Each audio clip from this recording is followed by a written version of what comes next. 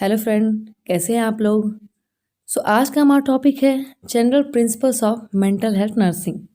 पिछले कुछ क्लास में हमने डिस्कस किया है introduction of mental health nursing and aetiology of mental illness. जिसे जिसे वो वीडियोस देखनी हो वो हमारे प्लेलिस्ट में जाके ज़रूर देखें। अपनी क्लास हम कंटिन्यू करते हैं। Principles of mental health nursing means जो प्रिंसिपल्स होते हैं वो जनरल इन नेचर होते हैं एंड फॉर्म करते हैं guidelines for emotional care of patient. इसमें 12 प्रिंसिपल्स हैं। पहला प्रिंसिपल है patient is accepted exactly as he is. Patient जैसा है नर्स को या स्टाफ को उसे वैसे ही एक्सेप्ट करना चाहिए। पेशेंट जैसा है बिना जजमेंटल हुए हम उसे जज नहीं कर सकते। Accepting means being non judgemental. Accept ये बताता है, इसका मीन्स ये होता है कि हम नॉन जजमेंटल हैं, उसे जज नहीं करना वो कैसा है। Accept conveys the feeling of being loved and care. Acceptance convey करता है feeling of love and being care, कि उसकी केयर हो रही है या केयर कर रहा है।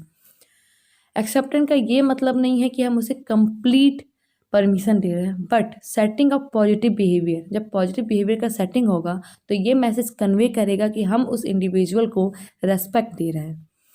And the nurse should be able. Nurse able होनी चाहिए ये कन्वे करने के लिए पेशेंट को कि वो हर चीज़ के लिए उसको अप्रूव नहीं दे रही है, चाहे वो जो करना चाहे उसके लिए वो अप्रूव नहीं कर रही है, but he will not to be जज। उसे जज नहीं किया जाएगा या उसके बिहेवियर को रिजेक्ट नहीं किया जाएगा। पेशेंट को हम अप्रूवल नहीं दे सकते कि वो हर चीज़ करे, बट ये भी है कि उसे जज नहीं कर सकते और ना ही उसके कोई भी बिहेवियर को रिजेक्ट कर सकते हैं। पहला यही था कि patient is accepted exactly as he is. इसमें भी कुछ पॉइंट्स हैं, सब हेडिंग्स हैं। ए है being non judgemental and non punitive. हमें पेशेंट के बिहेवियर को न जज नहीं करना है कि क्या सही है, क्या गलत है, क्या अच्छा है, क्या बुरा है। हम पेशेंट के बिहेवियर को जज नहीं कर सकते। The patient is not punished. उसके अनडिज़ायरेबल बिहेवियर, अगर पेशेंट कोई अनडिज़ायरेबल बिहेवियर करता है तो नर्स को उसके अनडिज़ायरेबल बिहेवियर के लिए पनिश नहीं करना चाहिए, चाहे वो डायरेक्टली हो चाहे इनडायरेक्टली पनिशमेंट हो। मस्ट बी अवॉइड होना चाहिए, यानी पनिशमेंट को अवॉइड करना चाहिए। And the being sincerely interested in the patient. Being sincerely interested in another individual means considering the other individual's interest. अगर हम किसी दूसरे पर्सन के कोई भी चीज़ में इंटरेस्ट ले रहा है तो मतलब हम उसके इंटरेस्टेड है, उस पर्सन में इंटरेस्टेड है। तो this can be demonstrated by studying patient behaviour pattern. Patient के बिहेवियर पैटर्न को स्टडी करना चाहिए, उसके जो चॉइसेस हैं, डिसीजंस हैं, उसको अलाउ करना चाहिए कि वो डिस्कस करे। बीइंग अवेयर, हमें पेशेंट के लाइक्स डिसलाइक के बारे में जानकारी होनी चाहिए। बीइंग ऑनेस्ट होना चाहिए, सच, हमें उसके साथ ईमानदार होना चाहिए। Taking time and energy to listen what he is saying. Time लेके एनर्जी के साथ उसकी बातें सुनना चाहिए। ये नहीं कि पेशेंट कुछ बोल रहा है और हम रिस्पॉन्स ही नहीं कर रहे हैं, हम इग्नोर कर रहे हैं, हम कहीं और देख रहे हैं, तो इससे पेशेंट को ये लगेगा कि हम उसकी बातों में इंटरेस्ट नहीं है, हमें कुछ और ज़्यादा इंपॉर्टेंट है, पेशेंट इंपॉर्टेंट नहीं है, तो वो हम पे ट्रस्ट नहीं करेगा, हमसे अपनी बातें शेयर नहीं करेगा। Avoiding sensitive subject and issues. जो सेंसिटिव सब्जेक्ट है या पेशेंट किसी चीज़ से फेलियर से उसको कोई प्रॉब्लम है या उसे कोई चीज़ अफेक्ट करती है, हर्ट करती है, तो उस सेंसिटिव सब्जेक्ट को, इशू को हमें अवॉइड करना चाहिए, उसके सामने नहीं लाना चाहिए जिससे उसकी एंजाइटी इंक्रीज हो सकती हो। And C1 recognizing and reflecting on feeling which patient may express। जब पेशेंट बात कर रहा होता है, चाहे वो कंटेंट इम्पॉर्टेंट ना हो, हमारी जानकारी के लिए वो ज़रूरी भी ना हो, बट जो फीलिंग है उसकी कन्वर्जेशन की वो हमें सुननी चाहिए, हमें रिकॉग्नाइज़ करनी चाहिए कि वो किस वजह से क्या बोल रहा है, हमें इग्नोर नहीं करना चाहिए। Recognise and reflecting on feeling, वो पहले हम रिकॉग्नाइज करेंगे एंड रिफ्लेक्ट करेंगे उस फीलिंग पे जो पेशेंट एक्सप्रेस कर रहा है। ठीक, talking with a purpose. The nurse conversation with a patient must resolve around his needs, wants and interest. Talking with a purpose means कि नर्स जो भी बात कर रही है, पेशेंट को जो भी समझा रही है, बता रही हो, वो पेशेंट के लिए इम्पॉर्टेंट हो, उसके नीड को रिसॉल्व करे, वो क्या चाह रहा है उसके इंटरेस्ट के हिसाब से हो, जो भी वो एक पर्पसफुल हो।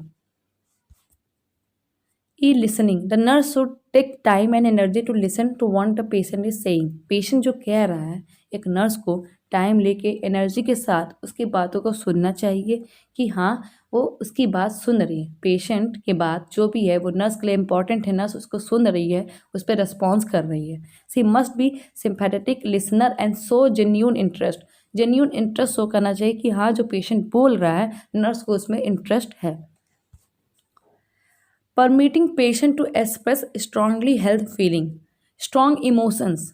जो भी पेशेंट की स्ट्रांग इमोशंस है, जो उसके अंदर इमोशंस भरी हुई है, उसे एक्सप्रेस करने के लिए नर्स को परमिशन देना चाहिए, उसको इंकरेज करना चाहिए ताकि वो अपनी जो भी फीलिंग्स है, जो भी स्ट्रांग डिजायर है उसको एक्सप्रेस करे विदाउट एनी डिसअप्रूवल और पनिशमेंट। में आराम से सुनना चाहिए। सो पहला प्रिंसिपल हो गया, patient is accepted exactly as he is. तो सेकंड प्रिंसिपल है use self understanding as a therapeutic tool. So her ability, nurse की एबिलिटी अवेयर होना चाहिए, एक्सेप्ट करना चाहिए अपने स्ट्रेंथ। नर्स को अपनी स्ट्रेंथ, अपनी लिमिटेशंस के बारे में अवेयर होना चाहिए, वो एक्सेप्ट करे, अवेयर भी रहे कि उसकी कितनी स्ट्रेंथ है, कितनी लिमिटेशंस है, और उसे एक्सेप्ट भी करना चाहिए कि हाँ इतनी स्ट्रेंथ है मेरी, इतनी लिमिटेशंस है, हमको इतने में ही काम करना है, हमको इतने में ही रहना है। सेल्फ अंडरस्टैंडिंग हेल्प करता है लाइफ सिचुएशन को फॉलो करने के लिए। हम लाइफ सिचुएशन को कैसे सॉल्व कर सकते हैं बिना गुस्सा या बिना गिल्ट फील, बिना एग्रेसिव हुए, बिना गिल्ट फील के हम उस लाइफ सिचुएशन को कैसे सॉल्व कर सकते हैं। कंसिस्टेंसी थर्ड प्रिंसिपल है। Consistency is use to contribute to patient security. इसका ये मतलब है कि हमें कंसिस्टेंसी बनाए रखनी चाहिए एटीट्यूड ऑफ स्टाफ में, वार्ड रूटीन में, हर प्लेस में। जहाँ पेशेंट अगर एडमिट है तो वहाँ के जो रूटीन है, वार्ड रूटीन है, स्टाफ है, वहाँ कंसिस्टेंसी होनी चाहिए। ये नहीं कि आज कोई और पेशेंट को कोई नर्स दे रही है दवा तो शाम को कोई और नर्स दवा दे रही है, तो अगले दिन कोई और नर्स दवा दे रही है, या फिर वार्ड का बेड का पैटर्न या फिर वार्ड का क्लाइमेट हमेशा according time to time change हो रहा है। तो पेशेंट को कंसिस्टेंसी, अगर एक पर्सन पे पेशेंट भरोसा कर रहा है, साइकेट्रिक प्रॉब्लम वाले पेशेंट बहुत जल्दी ट्रस्ट नहीं कर पाते हैं, तो अगर वो एक नर्स पे ट्रस्ट कर रहा है तो वो उसी नर्स पे से दवा लेना नॉर्मली चाहेगा। अगर हर बार हम स्टाफ चेंज करेंगे तो उसको उस पर भरोसा नहीं होगा, वो दवा लेना नहीं शुरू करेगा, वो ट्रीटमेंट नहीं फॉलो करेगा। सो ये सब है problem. So consistency is use to contribute to patient security. इससे पेशेंट को सिक्योरिटी भी फील होती है कि हाँ मुझे इस पर ट्रस्ट है, मेरे को यही दवा दे रही है, मेरे को यही ट्रीट कर रही है। सो ऐसा।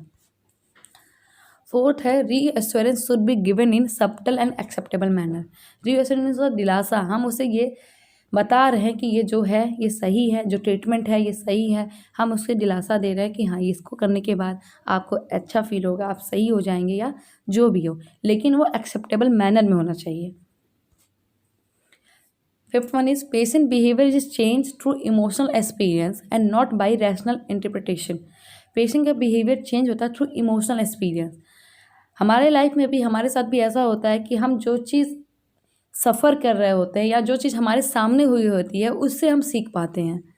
सो उसी तरह पेशेंट का बिहेवियर चेंज होगा अकॉर्डिंग टू, जैसे रोल प्ले हो गया, सोशियो ड्रामा, कोई रोल प्ले के थ्रू, कोई सोशियो ड्रामा के थ्रू हम पेशेंट को बिहेवियर चेंज करने के लिए इंकरेज कर रहे हैं, तो वो ज़्यादा इफेक्टिव होगा पेशेंट को बिहेवियर चेंज करने के लिए। जो भी उसकी अनडिजायरेबल बिहेवियर होगी उसको चेंज करने के लिए नर्सेस या स्टाफ रोल प्ले का हेल्प ले सकते हैं या सोशियो ड्रामा का हेल्प ले सकते हैं। सिक्स है unnecessary increase in patient anxiety should be avoided. Unnecessary increase means unnecessary जो चीज़ हैं, जो सेंसिटिव इशूज़ हैं, जो पेशेंट की एंजाइटी को इंक्रीज कर सकते हैं, उसे अवॉइड करना चाहिए। जैसे showing nurse own anxiety, nurse patient को अपनी एंजाइटी शो करेगी तो वो और एंसियस होगा। Showing attention to patient deficit, making the patient to face repeated failures, जो पेशेंट के फेलियर्स हैं उसको रिपीटेडली बार बार उसके सामने लाया जाए। Placing demand on patient which भी ऑब्वियसली कैन नॉट मीट, ऐसी डिमांड रखना जो पेशेंट नहीं कर सकता। या पासिंग शार्प कमेंट पास कर रहा है पेशेंट की बीमारी से रिलेटेड, या कोई पेशेंट की ऐसी डेफिसिट है, उसकी कमजोरी है, उसको लेके कमेंट पास करना, तो ये सब चीज़ें एंजाइटी इंक्रीज कर सकती है। सो हमें अननेसेसरी सेंसिटिव इशूज़ को अवॉइड करना चाहिए ताकि पेशेंट की एंजाइटी इंक्रीज ना हो। 7 is objective observation of patient to be understand his behavior. Objective observation of patients to understand his behavior. Nurse को ऑब्जेक्टिवली ऑब्जर्व करना चाहिए पेशेंट को, वो क्या कहना चाहता है। Objective is an ability to evaluate करना कि एग्जैक्टली पेशेंट क्या कहना चाहता है और उसे किसी चीज़ के साथ मिक्स नहीं करना, चाहे अपनी फीलिंग्स हो या अपनी ओपिनियन या जजमेंट, उसके साथ उसको मिक्स नहीं करना है। पेशेंट जो कहना चाहता है सिर्फ उसी को नोट करना। 8 है maintain realistic nurse patient relationship. Realistic और प्रोफेशनल रिलेशनशिप को फोकस करना चाहिए। पेशेंट के साथ interpersonal relationship, professional relationship maintain करना चाहिए। The personal emotional needs of patient and not on the nurse need. जो भी रिलेशनशिप है वो पेशेंट के अकॉर्डिंग इंटरपर्सनल होना चाहिए, not nurse needs. Avoid physical and verbal force as much as possible. Physical या वर्बल फोर्स अवॉइड करना चाहिए। All methods of punishment must be avoid. चाहे कोई भी पनिशमेंट हो, चाहे फिजिकल हो, वर्बल हो, या फिर पेशेंट को बांध के रखना हो गया, पेशेंट को एक रूम में बांध के रखना हो गया, ये सब हर चीज़ अवॉइड करनी चाहिए। 10th है nursing care is centred on the patient as a person and not on control of symptoms. Nursing care जो भी होना चाहिए वो ये ध्यान में रख के होना चाहिए कि पेशेंट एज अ पर्सन हम ट्रीट कर रहे हैं, ये नहीं कि सिर्फ सिम्टम्स कंट्रोल करने हैं। पेशेंट को इमोशनली रीअश्योरेंस के साथ ट्रीट करना चाहिए, ये नहीं कि पेशेंट को हम सिर्फ ये जान के ट्रीट कर रहे हैं कि मेरे को सिम्टम्स ट्रीट करना है बस, ताकि कैसे भी। 11 है all explanation of procedures and other routines are given according to patients level of understanding. जो भी प्रोसीजर्स नर्स फॉलो कर रही है, नर्स कर रही हैं, वो उसकी एक्सप्लेनेशंस, रूटीन या कोई भी प्रोसीजर हो, according to patients level of understanding. अगर पेशेंट उस रूटीन को समझ सकता है, जिस लैंग्वेज में, जिस लेवल में वो समझ सकता है, उसी में एक्सप्लेन करें। ऐसा नहीं कि ऐसे लेवल में एक्सप्लेन करें जो पेशेंट को समझ ही नहीं आ रहा है कि उसके साथ क्या हो रहा है या कौन सी प्रोसीजर उसके साथ की जा रही है। सो जो भी प्रोसीजर्स हो, चाहे वो रूटीन हो चाहे स्पेशल हो, वो पेशेंट के लेवल ऑफ अंडरस्टैंडिंग के अकॉर्डिंग एक्सप्लेन करना चाहिए नर्स को। And the 12, last one, many procedures are modified but basic principles remain unaltered. बहुत सारे प्रोसीजर्स जो होते हैं वो मॉडिफाइड हों, बट जो बेसिक प्रिंसिपल्स है वो चेंज नहीं करना चाहिए। So nursing scientific principle remain the same. Principle जो साइंटिफिक प्रिंसिपल्स होंगे वो सेम रहेंगे, भले कुछ एडवांस टेक्नोलॉजी या प्रोसीजर्स चेंज हो सकते हैं। उसमें सबसे ज़्यादा माइंड में क्या है रखना चाहिए? Safety, comfort, privacy. पेशेंट को सेफ्टी मिलनी चाहिए, कंफर्ट मिलनी चाहिए, प्राइवेसी मिलनी चाहिए, maintaining therapeutic effectiveness, economy of time and energy and material का यूटिलाइज होना चाहिए। सो ये रहा आज का topic 12 principles of mental health nursing. So अगर आप लोगों को कोई प्रॉब्लम हुई हो तो प्लीज़ कमेंट बॉक्स पे कमेंट जरूर करें। Thank you friends. अगर ये वीडियो आपको अच्छी लगी हो तो लाइक और सब्सक्राइब करना ना भूलें।